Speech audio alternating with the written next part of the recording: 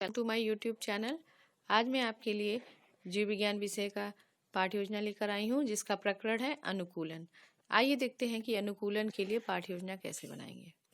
इसके लिए सबसे पहले हम लिखेंगे पाठ्य योजना संख्या, फिर लिखेंगे छात्राध्यापक या छात्राध्यापिका का नाम, फिर लिखेंगे विद्यालय का नाम जहाँ से शिक्षण कार्य कर रहे हैं। उसके बाद हम एक टेबल बनाते हैं। उस टेबल के अंतर्गत निम्न बिंदुओं को लिखते हैं: दिनांक, कक्षा, विषय, उपविषय, चक्र और अवधि। ठीक है, तो ये कक्षा 8 के लिए लेसन प्लान है। उसके बाद नंबर आता है प्रकरण का, तो प्रकरण हमारा है अनुकूलन। प्रकरण के बाद हम लिखते हैं उद्देश्य। तो पहला उद्देश्य जो होता है वो होता है सामान्य उद्देश्य। सामान्य उद्देश्य विज्ञान विषय के लिए होता है, जिसको मैं डिस्क्रिप्शन बॉक्स में लिख दूंगी।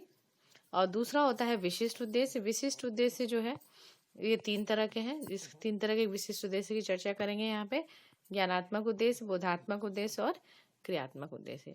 तो ज्ञानात्मक उद्देश्य क्या होता है कि बच्चे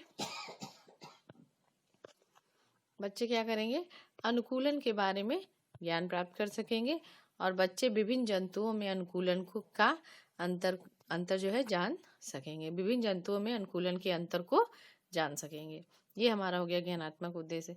दूसरा है बोधात्मक उद्देश्य। बोधात्मक उद्देश्य के अंतर्गत क्या है कि छात्र अनुकूलन को समझ सकेंगे और छात्र अनुकूलन की विशेषताओं को समझ सकेंगे। ये था हमारा ज्ञानात्मक उद्देश्य। बोधात्मक उद्देश्य के बाद तीसरा नंबर आता है क्रियात्मक उद्देश्य का। तो क्रियात्मक उद्देश्य है क्या कि छात्र विभिन्न जंतुओं में होने वाले परिवर्तन को समझ सकेंगे और तथा छात्र जलीय तथा स्थलीय जंतुओं में अंतर कर सकेंगे। तो ये था हमारा क्रियात्मक उद्देश्य। विशिष्ट उद्देश्य के बाद नंबर आता है सहायक सामग्री का। तो सहायक सामग्री में हम लिखेंगे कि प्रकरण संबंधी पेपर तथा शिक्षा उपयोगी सहायक शिक्षण सामग्री। उसके बाद सहायक लिखते हैं, नंबर आता है पूर्व ज्ञान का। तो पूर्व ज्ञान में हम लिखेंगे कि छात्रों को अनुकूलन की सामान्य जानकारी है। ठीक है, पूर्व ज्ञान के बाद हम लिखते हैं प्रस्तावना। पाठ प्रस्तावना के लिए प्रश्न निकालने पड़ते हैं। तो आइए देखते हैं कि पाठ प्रस्तावना के लिए हम प्रश्न कैसे बनाएंगे। तो पाठ प्रस्तावना के लिए सबसे पहले हम इस तरह से एक टेबल बनाते हैं, जिसमें हम लिखते हैं क्रम संख्या, छात्राध्यापक या छात्राध्यापिका कथन और छात्र कथन। फिर छात्राध्यापिका कथन में हम पहला क्वेश्चन पूछते हैं बच्चों से कि बच्चों जलीय जीवों का नाम बताइए। तो बच्चे क्या जवाब देंगे कि मेढक, मछली, सांप आदि सब क्या है, जलीय जीव हैं जो जल में पाए जाते हैं। फिर हम क्या कहेंगे, क्वेश्चन पूछती है शिक्षिका कि अगर मछली को जल से बाहर निकाल दिया जाए तो क्या होगा। तो बच्चे क्या जवाब देंगे कि मछली या तो मर जाएगी या फिर मछली बिना पानी की वजह से छटपटाने लगेगी। ठीक है, फिर हम यहाँ से क्वेश्चन उठा लेंगे कि मछली क्यों छटपटाने लगेगी। तो क्या जवाब देंगे बच्चे कि क्योंकि उसका शरीर कैसा होता है, क्योंकि उसका शरीर जल में रहने के लिए बना है, स्थल में लाने पर उसे परेशानी होती है। फिर हम शिक्षिका अगला प्रश्न पूछेगी कि इस परेशानी से बचने के लिए जंतु क्या करते हैं। तो जंतु क्या करते हैं इस परेशानी से बचने के लिए, तो वो अपने आप को उसके जिस भी परिस्थिति में रहते हैं वो अपने आप को उसके अनुकूल बना लेते हैं या परिस्थिति के अनुसार अपने आप को ढाल लेते हैं। ठीक है, तो फिर हमने क्या किया, अनुकूल, यहाँ जब सवाल की वो जवाब दिया बच्चों ने कि अपने आप को उसके अनुकूल बना लेते हैं। ठीक है, तो हमने फिर अगला सवाल पूछा कि अनुकूलन से आप क्या समझते हैं। तो छात्र क्या है यहाँ पे मौन हो जाएंगे। जब छात्र मौन हो गए तो ये समस्यात्मक हो गया। तो हम यहीं से अपना उद्देश्य कथन कहेंगे। उद्देश्य कथन ये कहेंगे कि छात्रों आज हम लोग विज्ञान विषय के अंतर्गत अनुकूलन के बारे में विस्तृत अध्ययन करेंगे। ठीक है, उसके लिए हम क्या करेंगे, एक टेबल बनाएंगे। टेबल में 5 कॉलम बनाएंगे। तो उसके अंतर्गत हम ये बिंदुओं को लिखते हैं। कौन कौन से बिंदु है, पहला है क्रम संख्या, शिक्षण बिंदु, छात्राध्यापक या छात्राध्यापिका कथन, फिर छात्र कथन और श्यामपट्ट कार्य। तो शिक्षिका पहला शिक्षण बिंदु लेगी अनुकूलन। तो प्रश्न करती है छात्रों से कि अनुकूलन से आप क्या समझते हैं। छात्र क्या है यहाँ मौन हो जाएंगे। फिर शिक्षिका क्या करेगी, स्पष्टीकरण देगी। स्पष्टीकरण में लिखेगी कि सभी जीवधारी अपने विशिष्ट निवास स्थानों में रहते हैं।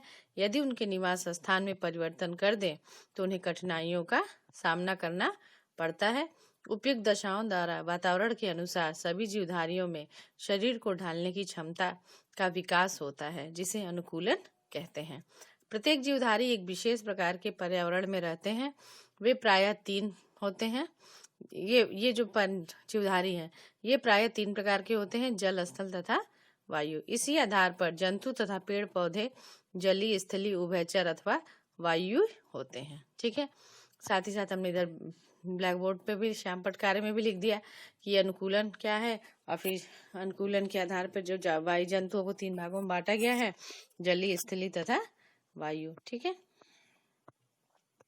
ये हमने श्याम पट पे लिख के दिखा दिया। ठीक है, उसके बाद श्याम पट पे लिखने के बाद नंबर आता है बोधात्मक प्रश्न का। बोधात्मक प्रश्न में हमने सवाल पूछ लिया कि अनुकूलन क्या है, तो बच्चे क्या जवाब देंगे कि उपयुक्त दशाओं द्वारा वातावरण के अनुसार शरीर को ढालने की क्षमता को क्या कहते हैं, अनुकूलन कहते हैं। उपयुक्त दशाओं द्वारा वातावरण के अनुसार शरीर को ढालने की क्षमता क्या कहलाती है, अनुकूलन कहलाती है।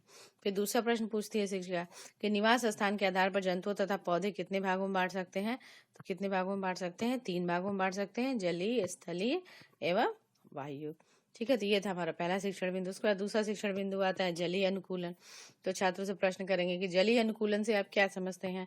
छात्र क्या यहाँ मौन हो जाएंगे। फिर शिक्षिका स्पष्टीकरण देगी कि जल में रहने के कारण जंतुओं तथा पौधों में निम्न विशेषताओं का होना आवश्यक है। तो इसको 2 हेडिंग में बांट दिया। सब हेडिंग की जंतुओं में जलीय अनुकूलन कैसे होता है, पहला हेडिंग है। तो हम इसमें दिखाएंगे कि जो जंतु होते हैं, जो जलीय जंतु होते हैं, उनका शरीर क्या होता है। जलीय जंतु मछली के शरीर पर जलरोधी शल्क पाए जाते हैं। दूसरा, इनमें श्वसन के लिए क्लोम पाए जाते हैं। तीसरा, इनका शरीर धारा रेखित तथा चपटे पंख होते हैं। ठीक है, ये जंतुओं में हो गया। उसके बाद पौधों में क्या है अनुकूलन, कि पादपों का शरीर कोमल तथा कमजोर होता है। पत्तियां पतली, कटी फटी अथवा तैरने की अवस्था में होती हैं। अब पत्तियों में रंध्र का अभाव होता है। तो ये 3 पॉइंट पौधों में जलीय अनुकूलन। इन्हीं चीज को आप इधर श्यामपट पे भी लिख के दिखा दो कि जो जंतु होते हैं, जंतुओं पर जलरोधी शल्क पाए जाते हैं, क्लोम पाए जाते हैं।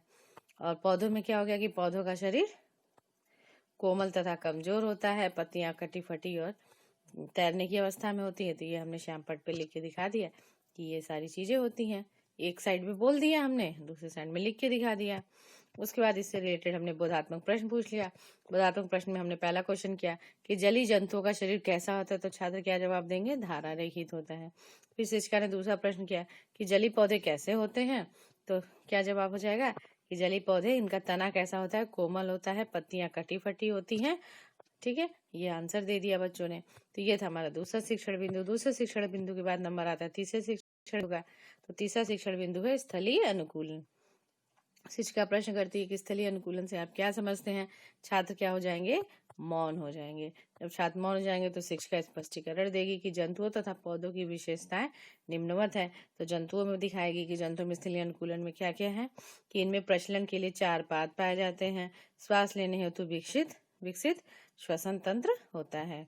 और क्या होता है, साथ ही साथ जो मरुस्थलीय जंतु होते हैं, जल संचय करने की क्षमता होती है, खुरदरी त्वचा होती है, लंबे पैर होते हैं तथा गद्देदार तलवे होते हैं। तो ये खासियत हो गई मरुस्थलीय जंतु की।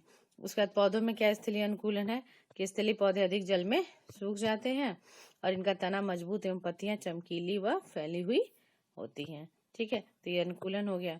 तो साथ ही साथ हमने इधर श्यामपट पे भी लिख के दिखा दिया कि जंतुओं में अनुकूलन में कौन कौन से उदाहरण क्या है, कि ऊंट, गाय, भैंस, घोड़ा आदि जंतुओं का अनुकूलन है। 4 पैर हो गए ना, जानवर है ये, 4 पैर होते हैं जिनके। ठीक है, श्वसन तंत्र विकसित होता है, अब लिख के दिखा दिया। साथ ही साथ पौध अनुकूलन में पेड़ उदाहरण दे दिए कि आम, अमरूद, पीपल आदि के जो पेड़ हैं ये सब स्थलीय अनुकूलन के उदाहरण है।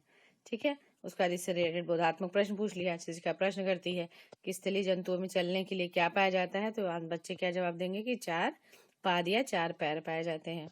फिर दूसरा सवाल, स्थलीय पौधों की पत्तियां कैसी होती हैं, चमकीली व फैली हुई होती है। तो ये था हमारा तीसरा शिक्षण बिंदु। उसके बाद चौथे शिक्षण बिंदु का नंबर आता है वायु अनुकूलन। तो वायु अनुकूलन में शिक्षिका प्रश्न करती है कि वायु अनुकूलन से आप क्या समझते हैं। छात्र क्या मौन हो जाएंगे। फिर शिक्षिका स्पष्टीकरण देगी कि वायु जंतुओं में निम्नवत अनुकूलन पाया जाता है। क्या क्या अनुकूलन है, कि कीटों के उड़ने हेतु अनुकूलन। तो वायु में जानवर ही होंगे हवा में। ठीक है, पौधे नहीं होते हैं, पेड़ पौधे नहीं होते हैं हवा में, एनिमल्स ही होते हैं। ठीक है, तो हमने कीटों के लिए पहला पॉइंट जो बनाया वो कीटों के लिए बनाया कि कीटों के उड़ने हेतु क्या अनुकूलन होता है। इनके शरीर में श्वास रंध्र होते हैं जिनसे शरीर में हवा भरती है और निकलती रहती है। इसी कारण इसका शरीर हल्का हो जाता है और उड़ने में सहायता करता है, जैसे कि तितली, मधुमक्खी आदि, ये सब जो है इसके उदाहरण हैं। ठीक है। फिर दूसरा पॉइंट है पक्षियों में उड़ने हेतु अनुकूल है। तो इनका शरीर कैसा होता है? नौकाकार होता है तथा धारा रहित होता है। इनकी अस्थियां खोखली तथा वायु से भरी होती है, जिससे इनका शरीर हल्का हो जाता है। फेफड़ों के जबड़े वायुकोश, फेफड़ों से जुड़े वायुकोश में हवा भर जाती है, जिससे उड़ते समय शरीर हल्का, ये जो कि उड़ते समय शरीर को हल्का रखते हैं। उदाहरण क्या दे दिया इसका कि जो भी पक्षी हैं, जैसे कौन कौन, तोता, कबूतर, गौरैया आदि जो है ये पक्षियों के उदाहरण हो गए इस वायु अनुकूलन के हिसाब से। ठीक है। तो हमने साथ ही साथ जो है इधर लिख के भी दिखा दिया कि कीटों में क्या है कि शरीर में श्वास तंत्र होते हैं जिनमें हवा भरी रहती है। ठीक है। उदाहरण दे दिया कि तितली है, मधुमक्खी आदि, ये जो है इसके उदाहरण हो गए कीटों के लिए। इधर श्यामपट्ट पे दूसरा भी लिख दिया, जो पक्षियों के लिए भी लिख दिया कि हड्डियां खोखली होंगी तथा वायु से भरी रहती हैं। उदाहरण हो गया तोता, कबूतर, गौरैया आदि। ठीक है। फिर इससे रिलेटेड बोधात्मक प्रश्न पूछ लिया कि उड़ने वाले कीटों के नाम बताइए। तो क्या के जवाब हो जाएगा? मधुमक्खी, तितली, बर्रे आदि ये हो जाएंगी। फिर पक्षियों के शरीर कैसा होता है? दूसरा सवाल है। तो बच्चे क्या जवाब दे देंगे कि शरीर नौकाकार तथा धारा रहित होता है, अस्थियां खोखली होती हैं तथा वायु से भरी रहती हैं। तो ये था हमारा 4 शिक्षण बिंदु। शिक्षण बिंदु खत्म हो गया। उसका नंबर आता है पुनरावृत्ति प्रश्न का। पुनरावृत्ति प्रश्न में हम सारे शिक्षण बिंदु से लेते हुए क्वेश्चन पूछते हैं। 3 से 4 क्वेश्चन आप जितना चाहे पूछ सकते हैं। तो हमने पहला क्वेश्चन पूछा कि अनुकूलन से आप क्या समझते हैं। फिर हमने पूछा जलीय पौधों में पत्तियां कैसी होती हैं। और तीसरा क्वेश्चन है कि स्थलीय जंतुओं में अनुकूलन कैसे होता है। उसके बाद पुनरावृत्ति के बाद नंबर आता है श्यामपट्ट सारांश का। फिर श्यामपट्ट सारांश में हम लिख देंगे कि अनुकूलन, उसका डेफिनेशन दे देंगे कि उपयुक्त दशाओं द्वारा वातावरण के जीवधारियों के शरीर को, वातावरण के अंतर्गत है जीवधारियों के शरीर को ढालने की क्षमता को क्या कहते हैं? अनुकूलन कहते हैं। ये 3 तरह का होता है, जलीय अनुकूलन, स्थलीय अनुकूलन तथा वायु अनुकूलन। उसके बाद नंबर आता है गृह कार्य को। गृह कार्य का नंबर आता है तो गृह कार्य में हम दे देंगे बच्चों को कि क्वेश्चन पूछ लिया कि अनुकूलन क्या होता है तथा यह कितने प्रकार का होता है, याद करके आना है। ठीक है। तो ये था हमारा पाठ योजना अनुकूलन। ठीक है। तो आज के लिए बस इतना ही। अगले लेसन प्लान में आपसे फिर मुलाकात होगी। तब तक के लिए नमस्कार।